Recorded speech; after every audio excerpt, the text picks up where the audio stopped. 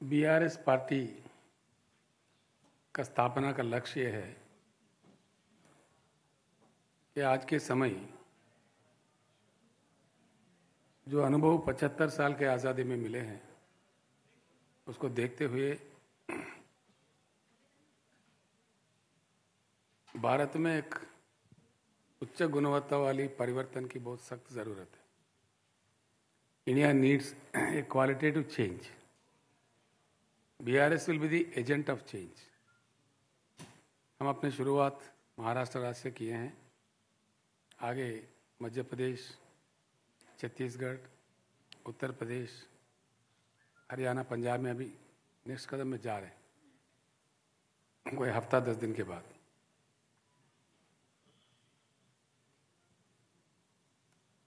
देश में जो होना चाहिए था इतनी लंबी समय में वो हो नहीं पाया।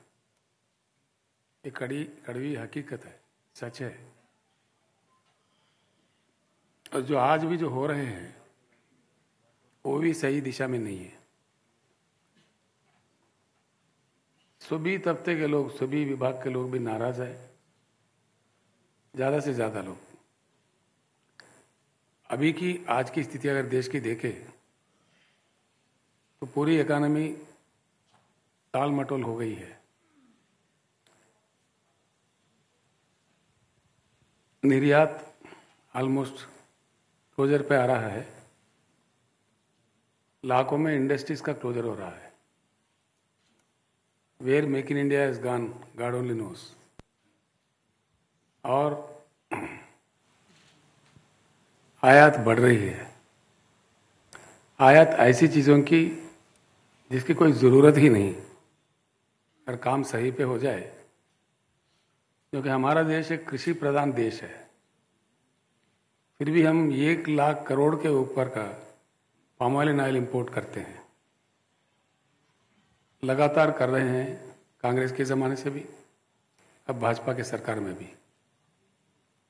इसको बंद करना चाहिए 100%। हमारे किसान हैं उगा के देने के लिए, लेकिन वो काम नहीं हो रहा है। दाल भी हम लोग कनाडा से इंपोर्ट करते हैं, जो कि बड़ी आसानी से यहाँ किया जा सकता है, उत्पादन हो सकती है, लेकिन उस पर भी सरकारों का नज़र नहीं है उस समय से लेकर आज तक। मैं किसी एक पार्टी को या किसी एक व्यक्ति को आलोचना करना मेरा इंटरेस्ट नहीं है, लेकिन आज जो सिचुएशन हमारे सामने खड़ी है, my appeal to all the intellectuals of this country and all the youth of this country that we need a qualitative change. We have the experience of the globe. Wherever leaders went out of box और कड़ी मेहनत करके कुछ करने का प्रयास किया है, जैसे कि ईस्ट एशियन टाइगर्स है, जैसे कि जापान है, एसेट से राइज होकर सेकंड लार्जेस्ट इकोनॉमी बन गया है। और सबसे बड़ी एग्जांपल हमारे लिए तो जिससे हमारा जियोग्राफिकल कनेक्ट है, चीन है। Till 1980 the GDP of China was lesser than India, and now where is China, where is India today? China has proved, उनके कड़ी मेहनत से, सही नीतियों से चाइना हैज प्रूव्ड। आज के दिन में कुछ ऐसा स्थिति ला दिया उन्होंने, without China there is no world.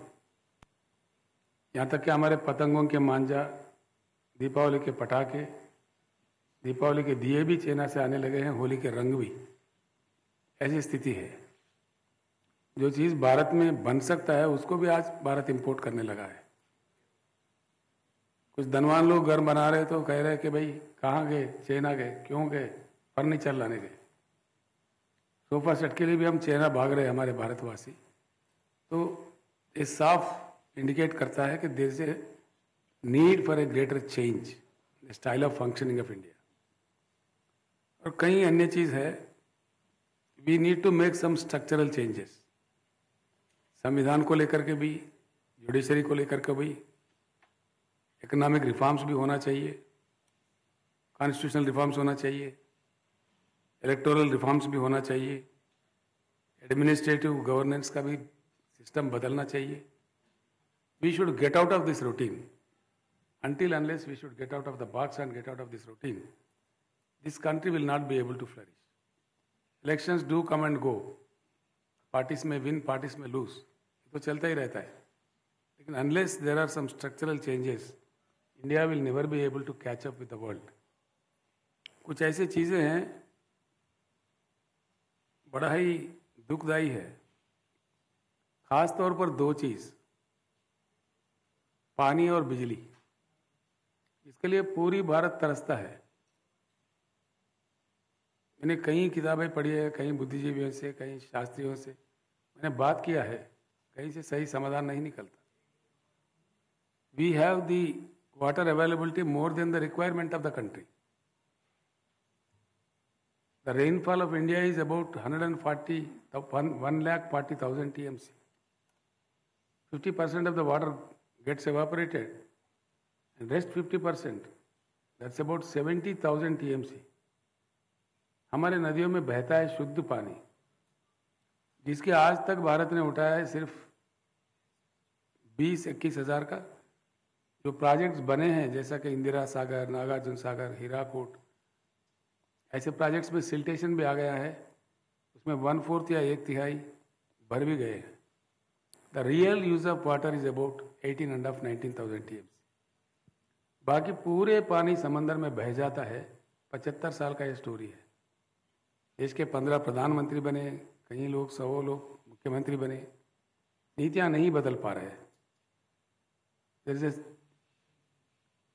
urgent need to review the water policy of India. That totally needs to be changed. New approach, new system, where we should exploit the river water for the sufficient supply of drinking water and also to the farming. ये दोनों भी चीज़ बहुत सख्त ज़रूरत है, लेकिन इस पर कोई ध्यान नहीं है. नेहरू जी के समय में जो प्लानिंग चला उस समय में कुछ मात्रा में हुआ है. अब उसके बाद में द कंट्री हैज़ ड्रिफ्टेड. आज तक कोई किसी ने भी इसके बारे में ध्यान या जिस तरह से देना चाहिए उस तरह से नहीं दे पाए. और बिजली का भी वही हाल है. बिजली हमारे देश में ये बहुत कम लोग जानते हैं, हकीकत है. आंकड़े मेरे नहीं हैं, केंद्र सरकार के हैं, कोल मंत्रालय के हैं. अब तक जो डिटेक्टेड है, ऑलरेडी जो डिटेक्ट करके पाया गया है, the coal reserves in the land of India are about 361 billion tons, जो कि थर्मल पावर, जो फर्म पावर होता है. पावर तो 5-6 किस्म का है, लेकिन फर्म पावर सिर्फ 1-2 ही होते हैं. One is atomic power, another one is thermal power. Hydel power, solar power, all these are there but they are not firm. These are only 2 firm powers. लेकिन एटॉमिक पावर को लेकर हमारे देश में भी, पूरे विश्व में भी कुछ विवाद है. चेरनोबिल के विस्फोटन जो रशिया में हुआ है उसके बाद में काफ़ी विवाद है. पर thermal power has the global acceptance. इसमें सुपर क्रिटिकल आ गए हैं अभी, जो लेस पोल्यूटेड है, वो चीज़ पूरी दुनिया में चलता है. और जो कोयला हमारे पास उपलब्ध है पूरे देश में, विस्तार भंडार, तो 361 बिलियन टन, इसको सही संतुलित करके हाइडल, सोलार और थर्मल पावर को संतुलित करके यूज़ करे. The existing coal reserves already which have been already detected, और आगे भी है, लेकिन जो पाया गया है वो 150 साल तक के लिए पूरे भारत को 24 घंटा उच्च गुणवत्ता वाली पावर देने के लिए पर्याप्त है. ये मेरे नहीं है बात, ये शास्त्रज्ञों की बात है, एक्सपर्ट्स की बात है. मैंने उनसे चर्चा की है, लेकिन इसकी तरफ पे कोई ध्यान नहीं है. ये पूरी दुर्भाग्यपूर्ण बात है. इसमें भी बदलाव आना चाहिए. The total water policy of India needs to be changed. Unless we change that, अब देखिए मैं इसलिए कह रहा हूँ, I am telling this with responsibility. Why water wars in India? It is hard to understand. Ravi Sutlej के लिए 3 राज्य लड़ते हैं, पंजाब, हरियाणा और राजस्थान. महानदी को लेकर 3 राज्य लड़ते हैं, मध्य प्रदेश और उड़ीसा, छत्तीसगढ़. इन तीनों में लड़ाई है. कावेरी को लेके मद्रास में और कर्नाटक में लड़ाई है. कृष्णा गोदावरी को लेके महाराष्ट्र, कर्नाटका, तेलंगाना और आंध्रा, इन लोगों के बीच में लड़ाई है. राज्यों को क्यों लड़वा रहे हैं? पानी नहीं है ये बात नहीं है, पानी पर्याप्त है. इस प्रकार से लेना है, पानी ले सकते हैं. मोर देन पानी सरप्लस है. We have about 41 crores of cultivable land in India, which is more than America and more than China. पूरे दुनिया में हमारा फूड प्रोसेसिंग करके हमारे खाना जा सकता है, लेकिन unfortunately we are eating McDonald burgers and McDonald pizzas, which is quite unfortunate. ये बात बदलना चाहिए. भारत का खाना बाहर जाना चाहिए, फूड प्रोसेसिंग इंडस्ट्री का बढ़ावा देना चाहिए. वो नहीं हो रहा है. हर जगह हर तहसील में लग सकते हैं फूड प्रोसेसिंग यूनिट. इसमें करोड़ों करोड़ों युवा को नौकरी भी मिल सकता है, लेकिन इसके तरफ भी कोई ध्यान नहीं है. This is why we feel that it's needs to be changed in toto. Change should be radical. ऐसा वैसा चेंज से नहीं होगा, इसके मूल रूप से चेंज करना पड़ेगा. Power policy also needs to be a change. A new water policy, a new power policy should be drafted for the country. Then only we will be able to address the shortages and the problem in these two issues. और दूसरी चीज़ भी है, हम अपने राजधानी में जाते हैं दिल्ली, कभी कभी आधा घंटा कभी 45 मिनट भी चक्कर लगाने पड़ते हैं. We are hovering in the air. आप सभी लोग जानते हैं बिकॉज ऑफ ट्रैफिक कंजेशन. कहीं जाइए आप, हमारे एयरपोर्ट्स में इंफ्रास्ट्रक्चर ठीक नहीं है. इस प्रकार का एक्सपेंशन होना चाहिए, नहीं होता है. हमारा रोड में काफ़ी इम्प्रूवमेंट होना चाहिए, जो नहीं हो रहा है, नहीं हो पा रहा है. और हमारे रेलगाड़ियाँ जो चलते हैं, सेकंड लार्जेस्ट रेलवे है हमारे पास. ये बड़ी अजीब बात है, किसी एक में भी परफेक्ट इंफ्रास्ट्रक्चर नहीं है इतने साल के बाद भी. काफ़ी दुखदायी बात है. पानी का मैं ख़त्म कर लूँ, आपको शीट सप्लाई किए हैं. देयर आर अबाउट 13 कंट्रीज़ का ये शीट है. इसमें साफ डिटेल्स है.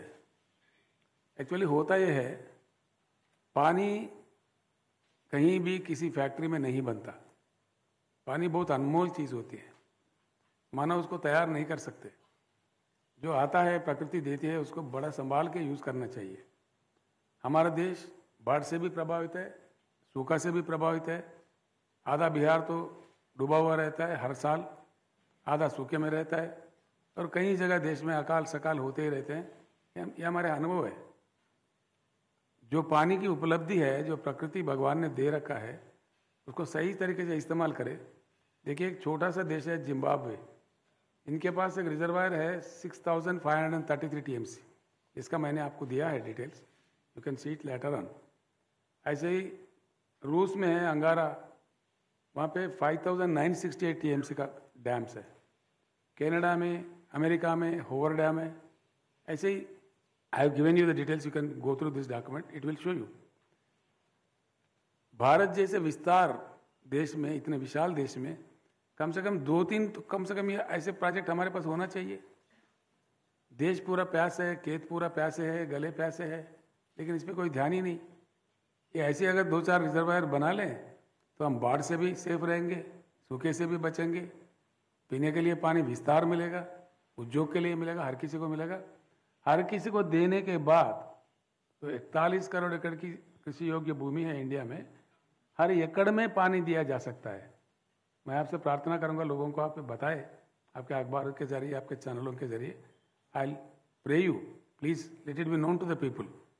इंडिया में दमदार सरकार अगर हो, हर एकड़ में भरपूर पानी दिया जा सकता है. पीने का पानी हर घर में नल फिट करके दिया जा सकता है, और उद्योग के लिए जो चाहिए भरपूर हम दे सकते हैं. इसके बाद भी कम से कम 20-25 हज़ार TMC की बचत है. As far as water is concern, usable water is concern, India is a surplus country. भगवान ने, प्रकृति ने इतना दिया है, इसके बाद भी क्यों तड़पना पड़ता है लोगों को. हम जब औरंगाबाद गए, वहाँ बताया 8 दिन में एक बार पानी आता है. अकोला से हमारे भाई प्रकाश पोरे बता रहे थे कि वहाँ 7 दिन में एक बार आता है. सोलापुर वाले कह रहे 10 दिन में एक बार आता है. पुणे के लोग भी बता रहे थे किल्लत है पानी के, पर्याप्त नहीं मिलता. और यहाँ तक के भी है, दिल्ली में जो कंट्रीज कैपिटल है, नेशनल कैपिटल है, 75 साल के आज़ादी के बाद even in the national capital बिजली की कटौती होती है, पर्याप्त पानी की प्रबंध नहीं है. ये किस बात का संकेत है? हम इसको क्या समझ सकते हैं? तो इसलिए सरप्लस पानी रखते हुए कोई भी देश ऐसा नहीं करेगा. जो प्राथमिक आवश्यकता है, it's a prime need of the people. ऐसा भी ये डैम्स भी बनाने का कोई योजना नहीं है. जो एग्जिस्टिंग बैंक्स है, दे आर गेटिंग सिल्टेशन आ गया उसमें, वो भी सही नहीं है। इंफ्रास्ट्रक्चर के मामले में आप देखिए, सिंगापुर जैसा देश है हमारे आंखों के सामने, वहां कुछ भी नहीं है except the mind power, there is nothing. पानी भी उनके पास नहीं है कम से कम। हम लोग जाके वहां फोटो उतर रहे हैं, वहीं एक पुतला उसके मुंह से पानी निकलता रहता है, बगल में खड़े के हम फोटो निकाल रहे हैं वहां पे। बड़ा दुख मालूम होता है जब देखते हैं इस चीज। उनके पास कुछ भी नहीं है। कोई एक निवाला ऐसा उठाता है तो उसमें एक दाना भी उनका नहीं है। Everything is imported. मट्टी भी नहीं है, सी रिक्लेम करके कुछ जगह बना है तो उसके पास मट्टी भी नहीं है। They bite from Indonesia. ऐसी सिचुएशन में भी what is the economy of Singapore today and what is the economy of India? वहाँ दिमाग इस्तेमाल करके जहाँ कुछ भी नहीं है, mister Lee Kuan Yew, who is the maker of Singapore, he has changed the fate of Singaporeans. It's a great country today before the world. हम कहाँ हैं, हम कहाँ खड़े हैं इतने सारे उपलब्धियाँ लगते हुए। ट्रेन इंफ्रास्ट्रक्चर भी देखिए आप, the speed of goods trains across the world एक बार हम नज़र डालते हैं। चाइना में गुड्स ट्रेन की एवरेज पर आवर स्पीड है 120 किलोमीटर्स। यूनाइटेड स्टेट्स में 78 किलोमीटर्स है, यूके में 75 किलोमीटर्स है, ऑस्ट्रेलिया में 80 किलोमीटर्स है, जर्मनी में 60 किलोमीटर है, जबकि हिंदुस्तान में 24 किलोमीटर है। When we will be able to catch up? हम कब मुकाबला करेंगे इन देशों से? कब आगे बढ़ेंगे? इतना विशाल देश, इतना विशाल पॉपुलेशन। ट्रक स्पीड देखिए, Indian trucks on Indian roads, it's average speed is only 50 kilometers, whereas Japan 80 kilometers, South Korea 80 kilometers, UK 95 kilometers, US में 95 to 115 kilometers। ये ट्रक का इंफ्रास्ट्रक्चर है। ये पूरे आंकड़े मेरे नहीं हैं, this is all given by government of India and the international figures. हर चीज़ में हमारा रैंक गिरता जा रहा है। ह्यूमन इंडेक्स डेवलपमेंट में देखिए, पर कैपिटा पावर यूज में देखिए, पर कैपिटा पावर यूज में भारत का रैंक है 104।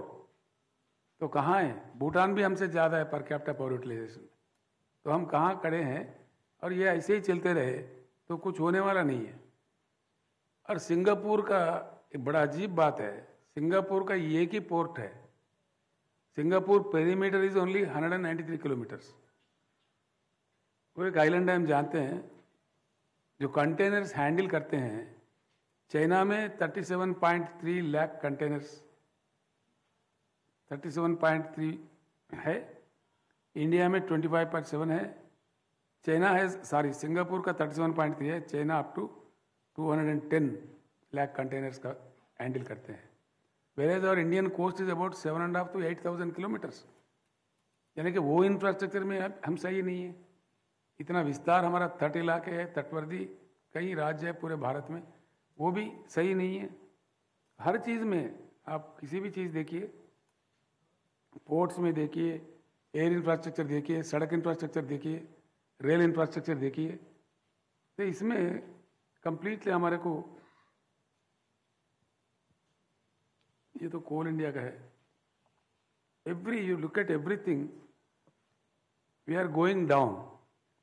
Forex is totally going down and down.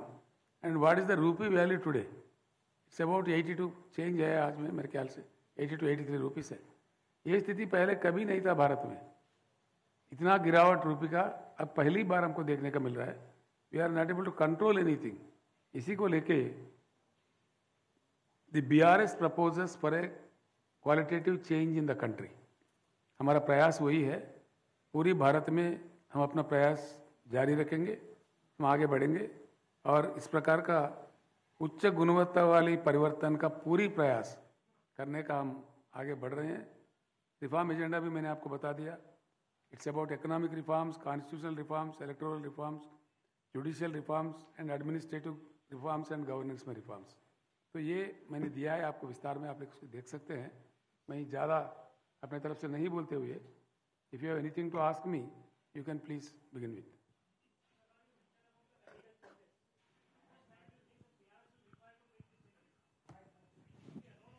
You can use, please, mic, You can use the mic. Mr. Rao, you mentioned about bringing about radical changes. What do you think will be the timeline for the BRS to make these changes? And will it There is no timeline for this. It's a long way to go. We know it very well. Will it be alone or will it partner with someone else at the national level? Definitely 100% it will happen, because wherever changes happen, there only things are going in the right way. India also needs to change. It may take some little time. हम कोई हरी में नहीं है. इतनी बड़ी चीज़ को लेके आज में हो जाए, कल में हो जाए, परसों में हो जाए, हम ऐसा नहीं सोचते. जब भी हो जाए, लेकिन हो जाए, हुए तक बीआरएस इस बात को नहीं छोड़ेगा, इसका करते ही रहेगा. सर, आपने कहा कि दमदार सरकार चाहिए ये सब विजन लाने के लिए. क्या बीआरएस वो भूमिका में है, या फिर संयुक्त रूप से विपक्ष कुछ ऐसा सोच रहा है कि सब एक साथ मिलकर ऐसा कुछ पर्याय दिया जाए? ऐसा है, we have seen so many fronts, united front, national front, सब भी फ्रंट मिलकर काम किए हैं, लेकिन वो पर्याप्त नहीं हो पाया है. ये हमारे सामने है, देश के सामने है. इसलिए we are proposing this agenda. कुछ मित्र जो हमारे बीआरएस से सहमत है, हमारे एजेंडा से सहमत है, चलते चलते वो हमारे कंसोर्शियम में आ सकते हैं. हम उनको आह्वानित भी करेंगे. पूर्ण रूप से जो हमारे एजेंडा से सहमत है पर स्ट्रक्चरल चेंजेस, वो हमारे साथ आ सकते हैं. हम उनको साथ भी ले लेंगे. Mr. Chief Minister, what do you think about forging an alliance with other parties apart from Political? BJP? What do you think about forging an alliance of parties? मैं देश के बारे में बात कर रहा हूँ, आप राजनीति बात कर रहे हैं. If you can ask any question about the country, I would be more happy. But I'm asking राजनीति political तो question, चलता है. सर, आप रीजनल पार्टीज का अलायंस के बारे में क्या सोचते हैं? बीजेपी और We are not regional party now. We are a national party. I have already announced it. That's the name. I changed my party's name from TRS to BRS. Okay, and my second question is regarding, you have been a strong proponent of separate states. So will you support separate state of Vidarbha? It's not about Vidarbha alone. I'm sorry to say. It's very strange that India is a country where Sikkim-like state with 6.5 population is also a state, and where UP is also a state with 24 crores of people. This system needs to be changed. There should be some scientific method to make states in the country. That will come. When that will happen, everything will happen.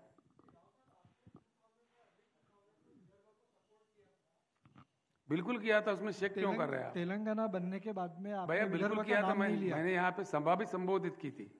हाँ, इसीलिए मैं बोल रहा कि हाँ, बिल्कुल. तेलंगाना बनने के बाद में आपने विदर्भ का नाम नहीं लिया, तो अभी कोई आपका क्यों एजेंडा नहीं में लिया है क्या? हमने? कौन कहा आपसे मैंने नाम नहीं लिया?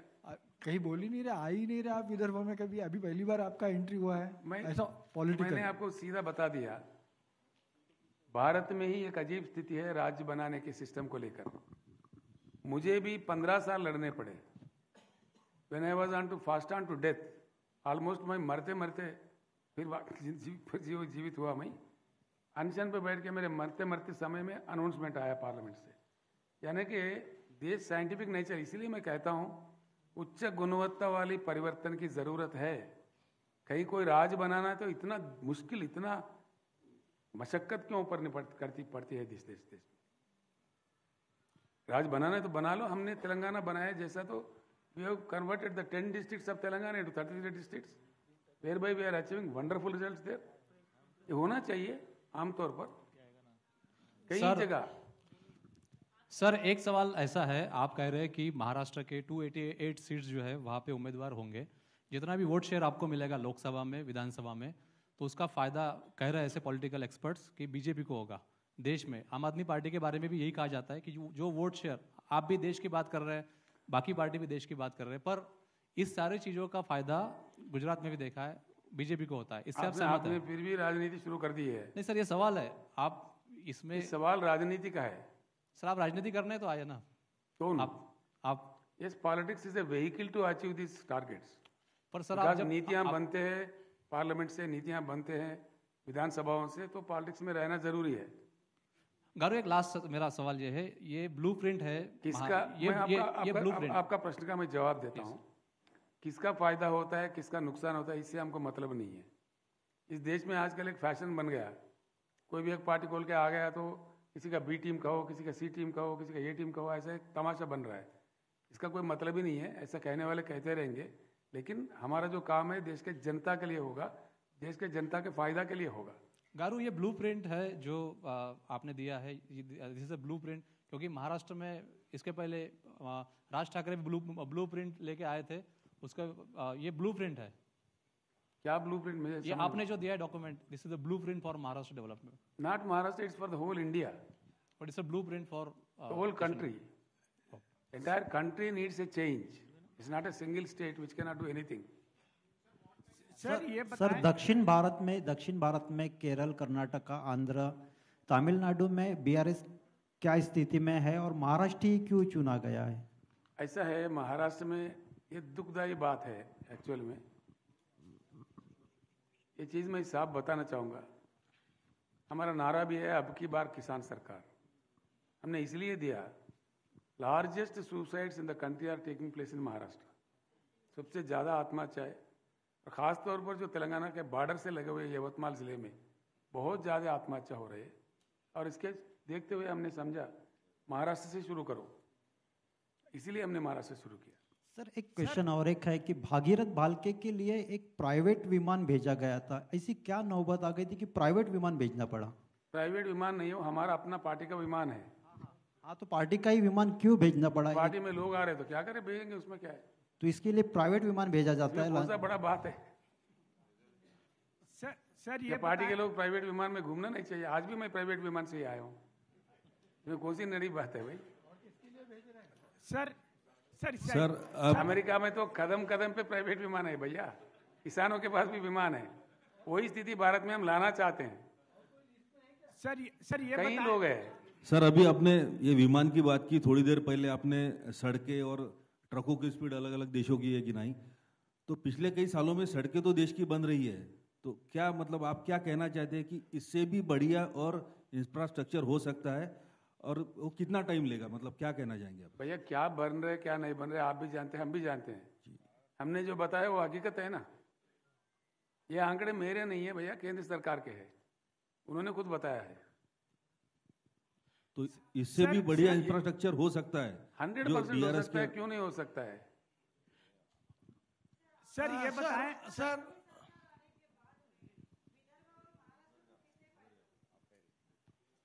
नहीं समझा मैं आपके बात को.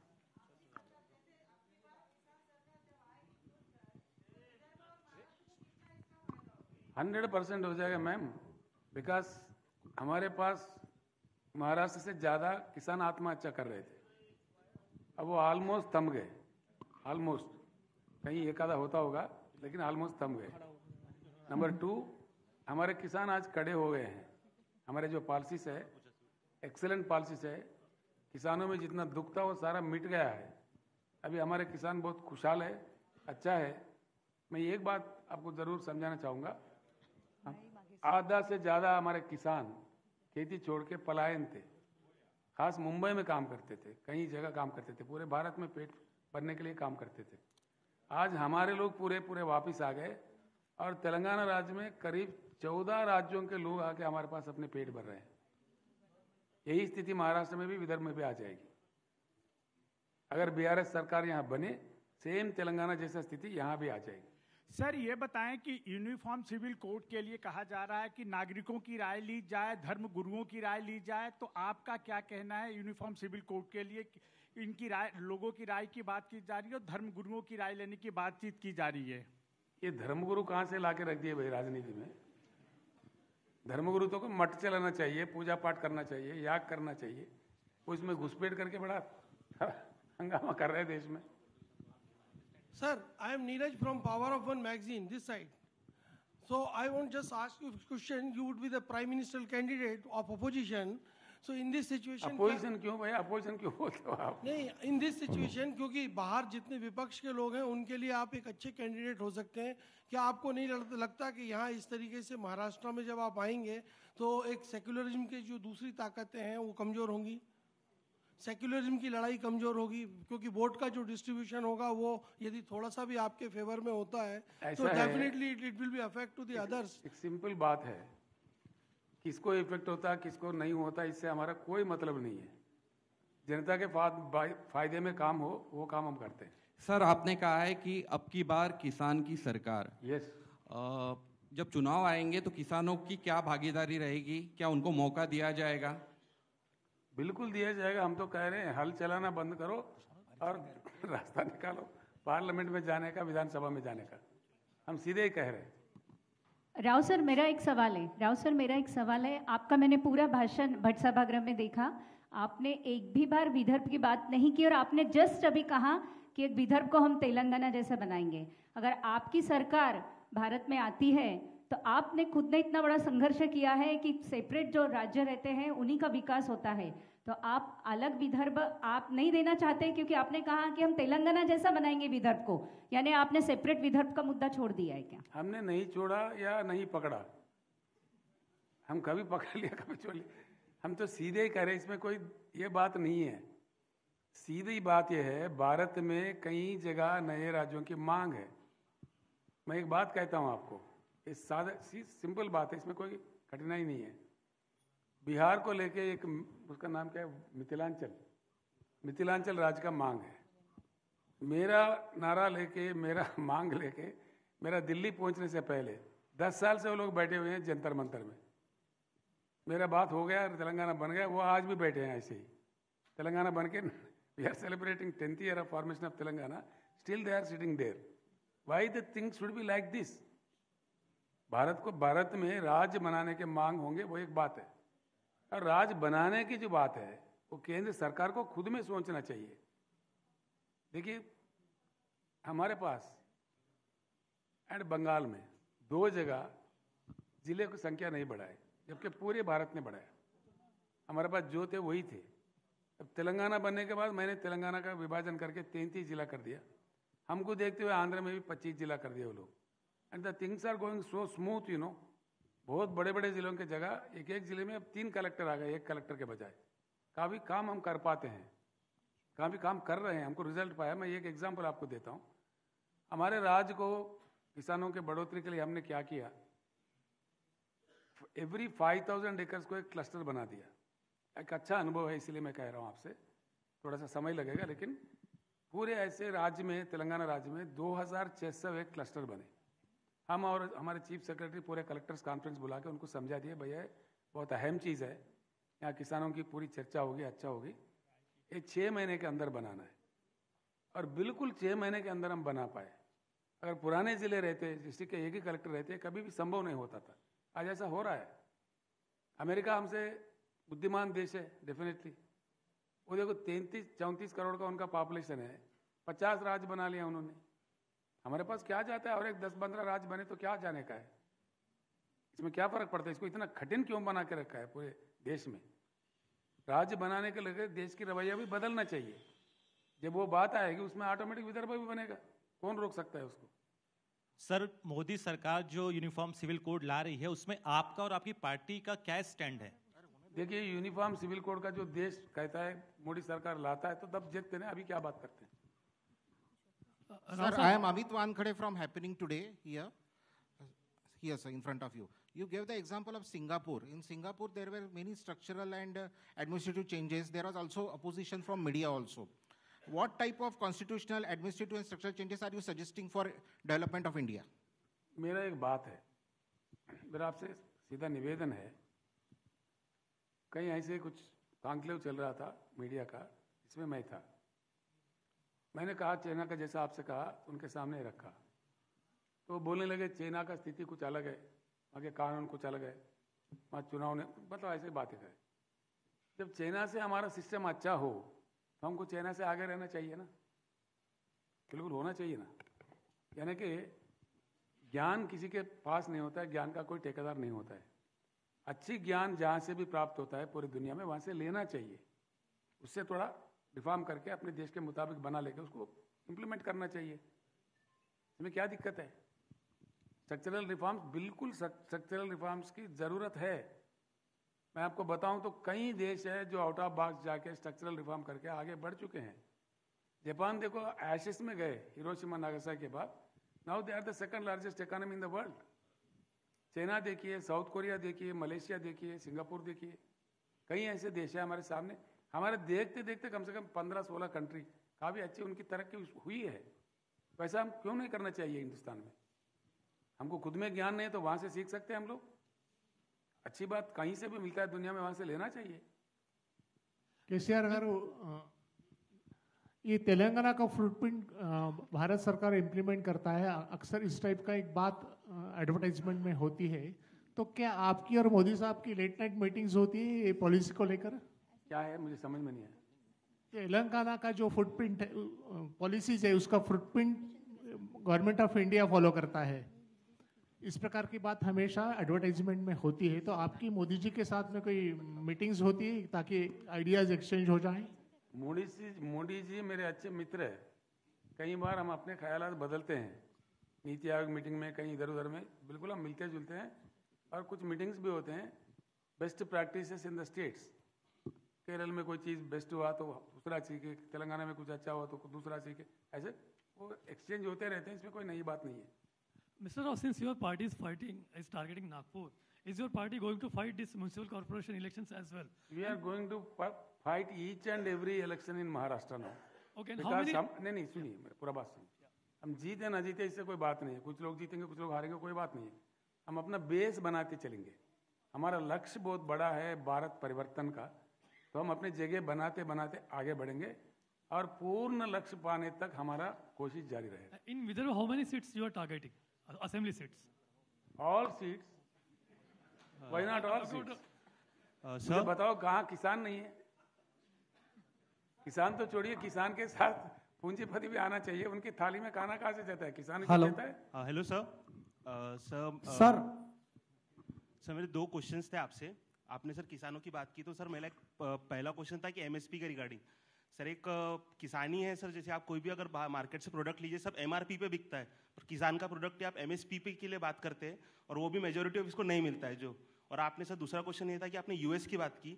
सर यूएस में मेजोरिटी ऑफ लैंड होल्डिंग जो है वो बड़े जो हम प्राइवेट कंपनीज बोल सकते हैं उनके पास है, और उनको और वहाँ पे जो छोटी लैंड ओनर्स है उनको वहाँ इंसेंटिव देना पड़ता है। तो आपको इस स्ट्रक्चर को करेक्ट करने के लिए आपके आइडियाज है सर एमएसपी के और इसके? आपका सेकंड क्वेश्चन का मैं पहले बोलता हूँ। पूरे ही दुनिया में मैंने इसके काफ़ी विस्तार में स्टडी किया है, ये मेरा अपना नॉलेज नहीं है, ये तो हकीकत है। पूरे दुनिया में बगैर सरकार के सपोर्ट के एग्रीकल्चर खड़ा होता ही नहीं। हर जगह सबसे ज़्यादा सब्सिडी एग्रीकल्चर को देने वाला देश है अमेरिका, मैं जानता हूँ, और अन्य देश भी। एक भारत ही ऐसे देश है जो एग्रीकल्चर को सब्सिडी नहीं देती है, लेती ज़्यादा है। एग्रीकल्चर देने के नाम पे कुछ मात्रा में देती है लेकिन लेता ज़्यादा है। This is very unfortunate. That is why our farmers are forced to commit suicide. That is the biggest problem. Sir मेरा एक सवाल है सर, इधर जी। मेरा एक सवाल है, अब की बार किसान सरकार किसानों के लिए आप काम कर ही रहे हो।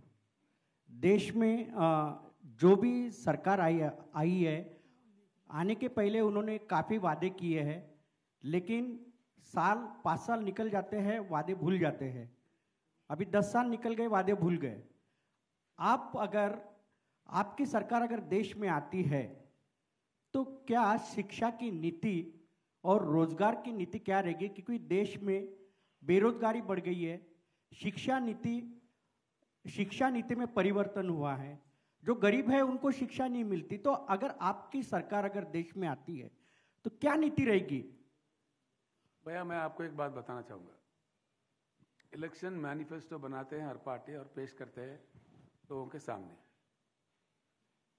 हम भी इलेक्शन मैनिफेस्टो दिए थे चुनाव से पहले। हम 2 बार चुनाव जीते हैं। हमारे पास 119 सीटें हैं हमारे राज्य में। तो पहले चरण में हम 63 सीटों से जीते थे, नेक्स्ट टाइम हम 88 सीटों से जीते। हमने जो कहा हमारे मैनिफेस्टो में उससे 100 गुना बढ़ के हम काम किया है। जैसा कि किसान बंधु जो स्कीम है, एकड़ में 10,000 रुपये देते, हमने मैनिफेस्टो में नहीं रखा, लेकिन हालात के अनुभव मिलते मिलते चलते चलते हमने बीच में कर दिया। जैसा कि हमारे दलित वर्ग के भाई है, आज देखिए कितने अत्याचार आज भी होते हैं। पेपर में पढ़ के बड़ा दुख होता है, किसी दलित ने शादी किया और घोड़े पे जा रहा है तो उसको खींच के मार रहे हैं, मरवा भी दे रहे हैं किसी जगह। तो एक रोज नहीं गुजरता इसमें दलित पे कोई अत्याचार नहीं है। हमने ये सोचा है 100% हमारे पास ये चीज़ बदलनी चाहिए, हर हालत में इसको रोकना चाहिए, ये अत्याचार बंद होना चाहिए। इसके लिए हमने सख्त कानून हमारे पास लाया है, कम करने का बहुत प्रयास किया है। और दलितों का उद्धार मैं पूरा बिलीव करता हूँ, उनका इकोनॉमी बढ़ाने से ही ये शोषण पीड़न उनका चले जाएगा। इसलिए हम इतना एक क्रांतिकारी प्रोग्राम लाए हैं हमारे राज्य में, जो हमने इलेक्शन में कभी कहा ही नहीं है, हमारे मैनिफेस्टो में भी नहीं है। हम चेप्तान एक दलित बंधु स्कीम लाए हैं। जितने भी दलित फैमिलीज है फेज्ड मैनर में हम उनको 10 लाख रुपए देते हैं हर दलित फैमिली को, सैचुरेशन मोड में। अभी हमने 50,000 फैमिली को दिया है, उसका बहुत ही अच्छा अनुभव है, हम बहुत संतुष्ट हूँ मैं। कई लोग आके देख रहे पूरे भारत से भी, कई दलित नेता भी आके देखे, कई मुख्यमंत्री भी आके देख रहे, मंत्री भी आके देख रहे। वो उनके कोई पाबंद नहीं है, इनका कोई बैंक लिंकेज नहीं है, इतनी अच्छी स्कीम है। वो जो आता है उनको हुनर, जो उनके पास जो हुनर है वो काम करे, ये काम करो वो काम करो, ऐसा कोई नहीं है। तो इससे अच्छा हो रहा है। आज अभी चालू है हमारे पास, इस साल हमने 17,000 करोड़ रखा है बजट में, 1,30,000 दलितों का भी दे रहे हैं। ये ऐसे काम देश में शुरू होना चाहिए। 75 साल से अगर ये काम शुरू होता तो कभी का हमारा दलित वर्ग का उद्धार हो जाता, नहीं हो रहा है। Most unfortunate, when the country's economy is grown, automatically all these things can be done. It's not doable, it's a doable thing. दूसरा, शिक्षा के बारे में आपने पूछा। शिक्षा बिल्कुल, जितना अच्छा शिक्षा मिले वही बहुत बड़ा प्रॉपर्टी होगा उनके लिए, तो दुनिया से लड़के अपना ज़िंदगी जिएगा। हमारे पास हमने आवासीय विद्या का बहुत इम्पोर्टेंस दिया, पूरे देश में कहीं नहीं, हम चैंपियन है उस चीज़ को लेके।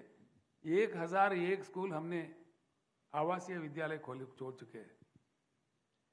उसमें 5.5 लाख 5,69,000 बच्चे पढ़ते हैं, लड़कियां और लड़के भी, जिनके ऊपर हम एक साल में 1,25,000 रुपये एक विद्यार्थी पे खर्च करते हैं।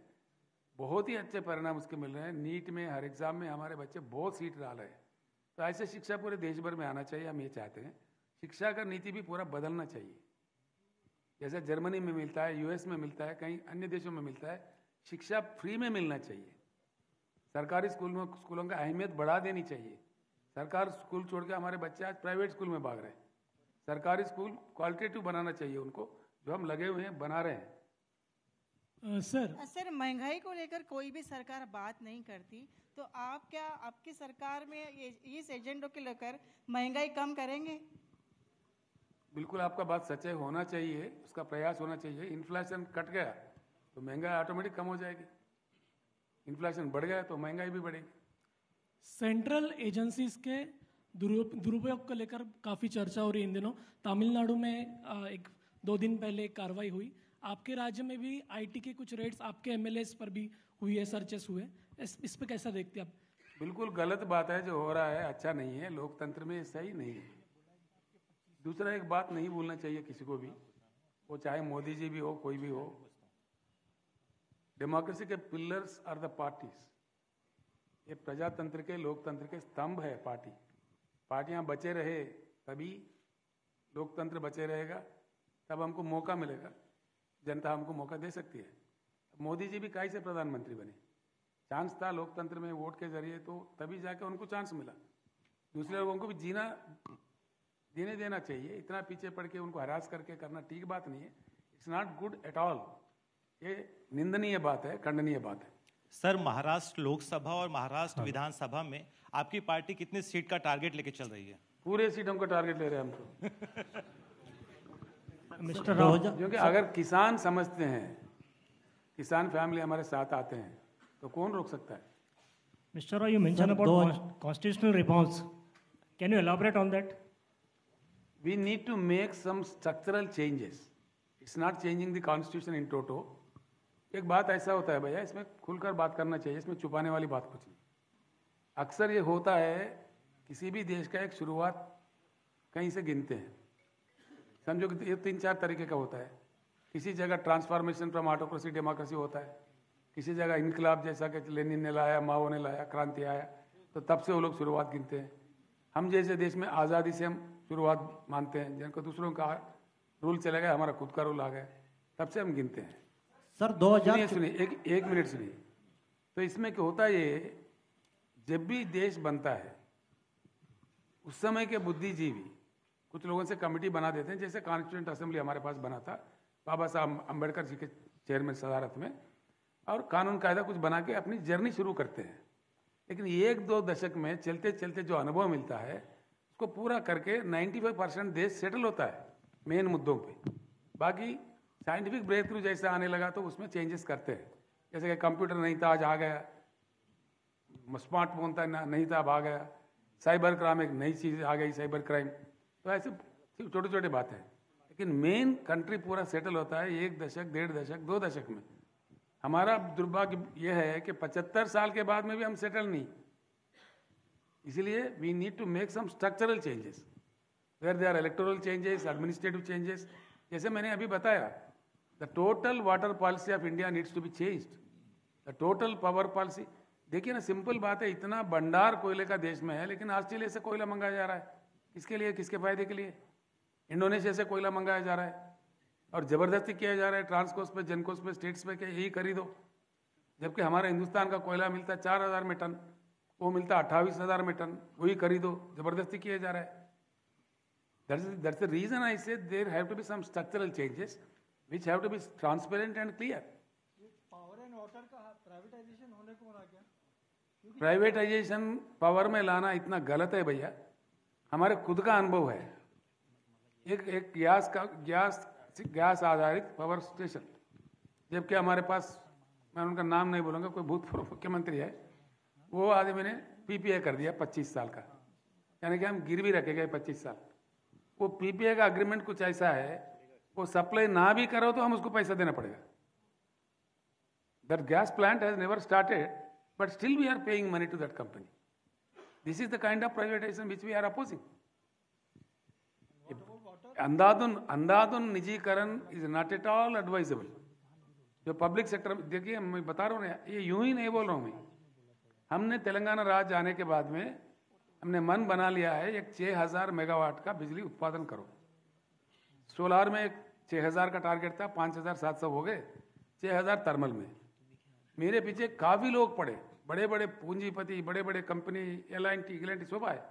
हमने फैसला लिया है कैबिनेट में रख के, नो प्राइवेटाइजेशन इन पावर सेक्टर। तेलंगाना जेनको ही बनाएगा और हमने बना दिया।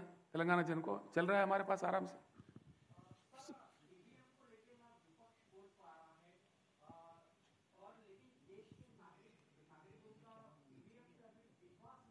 आपका क्या राय है? आपको क्या, आपका राय बताइए।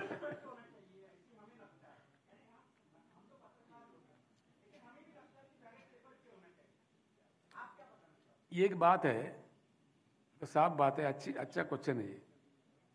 हमसे ज़्यादा विकसित जो देश है, जैसे कोई यूरोपियन कंट्रीज है, US है, उन्होंने भी EVM लाया था। ऐसे ही वहाँ पे भी शक होने लगा लोगों को। So those governments have thought, better get rid of this EVM, go for ballot. जब उन्होंने ला के वापस चले गए, हमारे देश में भी जिसमें लोगों को शक है उसको बंद कर देना चाहिए, बैलेट इलेक्शन करवा देना चाहिए, कोई गलती नहीं है। सर, आप फंड कहाँ से लाते? इतनी स्कीम चल रही है देश में, फंड्स मैनेजमेंट कैसे होता है और लोन कितना है आपके गवर्नमेंट पे? क्योंकि महाराष्ट्र जैसे स्टेट पर काफ़ी बड़ा लोन है, तो बाकी स्टेट्स ये योजनाएं क्यों नहीं लागू कर पाती? और आपका मैनेजमेंट किस तरह से, फंड्स आप कहाँ से लाते हो? मैं आपको एक बात बताता हूँ, कड़ी मेहनत करने से, लूप होल्स प्लगिंग करने से, सही निर्णय लेने से, फास्ट डिलीवरी होने से काफ़ी इकोनॉमी बढ़ती है, जो तेलंगाना में बढ़ा है। हमने करके दिखाया है, हम ऐसे बात नहीं करते। हमारा पर कैपिटा जब राज्य बना 2013-14 में 94,000 थे। आज हमारा महाराष्ट्र उस टाइम मेरे से कई गुना ज़्यादा था। नॉट ओनली महाराष्ट्र बल्कि गुजरात, महाराष्ट्र, तमिलनाडु, कर्नाटक जैसे जो बड़े राज्य थे, स्थिर राज्य थे, 70 साल से राज्य थे, उनका आय बहुत ज़्यादा था हमारे से तुलना में। आज जो सरकार अभी डिक्लेयर किया है, हमारा पर कैपिटा है 3,17,000, जबकि महाराष्ट्र का पर कैपिटा है 2,40,000। हमने इन सारे राज्यों को पीछे छोड़ दिया है। हमारा इकोनॉमी बढ़ गई है। मैं एक बात और बता दूं आपको, हमसे पहले तेलंगाना में 10 साल लगातार कांग्रेस सरकार था। रेती जो होता है ना, जो सैंड, वो माइनिंग डिपार्टमेंट के तहत आता है। पूरे 10 साल कांग्रेस के सरकार में रेती पे जो आय तेलंगाना कोष में आया वो 36 करोड़ था। हम आके जब बागडोर संभाले, 5 साल के अंदर ही 5,600 करोड़ आए। ये है नीति करने का, काम करने का ढंग। अगर इस प्रकार का काम हर जगह किया जाए तो डेफिनेटली इकोनॉमी बढ़ेगी। सर ये बताएं कि भारतीय जनता पार्टी ने तेलंगाना के बारे में कहा है कि तेलंगाना के आपके कम से कम 25 विधायक भारतीय जनता पार्टी के संपर्क में हैं और किसी भी हाल में जब भी चुनाव होगा तो निश्चित तौर पे भ्रष्टाचारी सरकार को हटा दिया जाएगा। वो भारतीय पार्टी का कहना है, आप भी यही कह रहे सर। वो बकवास है, हम इतने कहेंगे वो बकवास है। सर एक सवाल था मेरा। सर किसान हित की बात करते हैं आप, बॉर्डर एरिया जो तेलंगाना और महाराष्ट्र का शेयर होता है, यवतमाल जैसे जिले में किसान आत्महत्या सबसे ज़्यादा है। आपके स्टेट में किसानों के लिए काफ़ी योजना है, तो महाराष्ट्र सरकार को आप कुछ सुझाव देना चाहेंगे कि जिससे महाराष्ट्र में भी किसान आत्महत्या कम हो? मैं नांदेड़ में जब सभा संबोधित किया, यहाँ के अभी के उप मुख्यमंत्री भूतपूर्व मुख्यमंत्री जी है फडणवीस जी, उन्होंने एक वक्तव्य दिया था, मैंने अखबारों में पढ़ा, केसीआर जी आप तेलंगाना में संभालो, आपको महाराष्ट्र में क्या काम है। मैंने सिर्फ इतना कहा, आप महाराष्ट्र में आत्महत्या रोको, तेलंगाना मॉडल ला दो, मैं यहाँ से निकल के मध्य प्रदेश जाऊँगा। तो मैंने सुझाव दिया है ऑलरेडी, वो कहाँ तक इम्प्लीमेंट करते हैं देखते हैं। सर महाराष्ट्र में अगर अलायंस की अगर बात पड़ी तो क्या महाविकास आघाड़ी के साथ आप जाएंगे? और दूसरा, पिछले कुछ महीनों में जो महाराष्ट्र की राजनीति में जो उठापटक हुई है उस पर आपकी क्या राय है? ऐसा नहीं होना चाहिए था जो हुआ है, वो एक बात है। अलायंस की बात हम बिल्कुल सोच भी नहीं रहे हैं, हमें लगता है कि हमें ज़रूरत ही नहीं पड़ेगी। सर आपसे एक क्वेश्चन था। सर आप स्ट्रक्चरल चेंजेस की बात कर रहे हैं, पर हम सब देख रहे हैं कि सर चाहे पार्लियामेंट हो या असेंबली हो, सर जो डिस्कशन का टाइम होता था, सर जैसे मैंने पढ़ा है कि अर्ली 60s वगैरह में 100 दिन से भी ज़्यादा पार्लियामेंट रहती थी, पर अभी वो कुछ दिनों पे आ गई है। सर कंट्री का बजट बिना डिस्कशन के पास हो जा रहा है, असेंबलीज में भी दिन कम होते जा रहे हैं, तो सर क्या इसमें भी चेंज आना चाहिए? एक बात मैं आपसे कहना चाहूँगा, अच्छी बात है, I think which you will all appreciate. एक मेरा मित्र से ऐसे ही बात हो रहा था, उनसे मैंने पूछा कि भैया 542 सीटें हैं लोकसभा में, बड़ा हल्ला काट के हंगामा करके हम सारे एकजुट होके 500 सीट भी जीत लो। मैंने कहा करना क्या है बताओ? वो बोले जो भी कर सकते हैं 500 सीट जीतने के बाद और क्या है? मैंने कहा नहीं कर सकते। कैसा? देखो आपका लोकसभा डायरेक्ट चुनाव है, जो प्रजा का मूड रिफ्लेक्ट होता है, वहाँ पे चुन के आते हैं। लोकसभा में आप बिल पास करो तो राज्यसभा में अटक जाता है। आज क्या चल रहा है देश में? Blame game. भैया हमने कर दिया, उन्होंने रोक दिया, बस हो गया बात। फिर वेयर आर द पीपल? आपने खुद देखा ना, हमारा खुद का अनुभव है। जब mister Chidambaram was the finance minister, मैं उनके सहयोगी था यूपीए के कैबिनेट में, उन्होंने लाया CST GST। जब मोदी जी गुजरात के मुख्यमंत्री थे, वो गला का फाड़ फाड़ के विरोध कर रहे थे। जैसा कि मोदी जी प्रधानमंत्री बन गए, वो GST लाए तो चिदम्बरम साहब विरोध कर रहे थे राज्यसभा में। मैंने पूछा उनसे, चिदम्बरम जी आप हार्वर्ड स्कूल के इकोनॉमिक स्कूल के स्टूडेंट है, आपने लाया है, आप कैसा विरोध कर रहे? तो बोले राजनीति है। मैं बोला देश किधर है फिर राजनीति है? तो इसीलिए मैं कहता हूँ स्ट्रक्चरल चेंजेस की जरूरत है। These anomalies which are pending there, which have become hurdles for the development of the country needs to be changed. इसमें खुल के बात होना चाहिए, इसमें छुपे हुआ बात कुछ नहीं है, इसमें रहस्य कुछ नहीं है। राव साहब, नीतीश कुमार ने कहा है कि लोकसभा चुनाव पहले हो सकते हैं, तो क्या कहेंगे आप इस पे? केंद्र सरकार कराना चाहते हो सकते हैं, उसमें क्या बात है?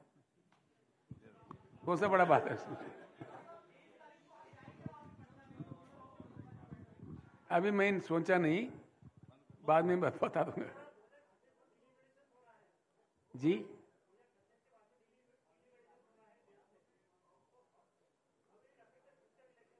वो जब होगा तब देखेंगे ना, अभी उसका बारे में क्यों चर्चा करें। Thank you so much.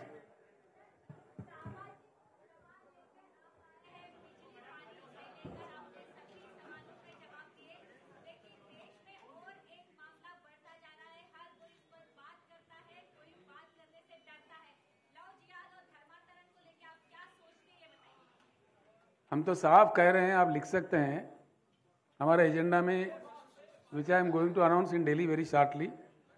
आज यहीं कह देते हैं, जिस किसी भी देश में महिलाओं का भूमिका बढ़ाया है, वहाँ काफ़ी प्रगति देखने को मिलता है। we require to invite the involvement of women into the all walks of the life. मैं जब यूपीए सरकार में था उस समय भी ये बात चली, तो मैंने उस समय सुझाव दिया था, हो नहीं पाया, लेकिन हमारे एजेंडा में अब डाल रहे हैं। जैसे बीआरएस सरकार आ जाए, हमारे देश का महिलाओं को मैं ये साफ बताना चाहता हूँ, 1 साल के अंदर पार्लियामेंट के दोनों सभाओं के और पूरे विधानसभाओं के देश में 33% सीटें बढ़ाई जाएंगी, जो रिक्वायरमेंट है। ये सीटें कब बनी थी? देश का जनाभा जब 33 करोड़ थे, आज हम 140 करोड़ हो गए, तो इसके लिए सीट बढ़ाने की बहुत सख्त ज़रूरत है। जो भी 33% नए सीट बनेंगे वो पूरे महिला के लिए रिजर्व किए जाएंगे। ये महिला अधिकारी के लिए बहुत अच्छा, महिला साक्षरता के लिए काम होगा, ये करना चाहिए। Thank you.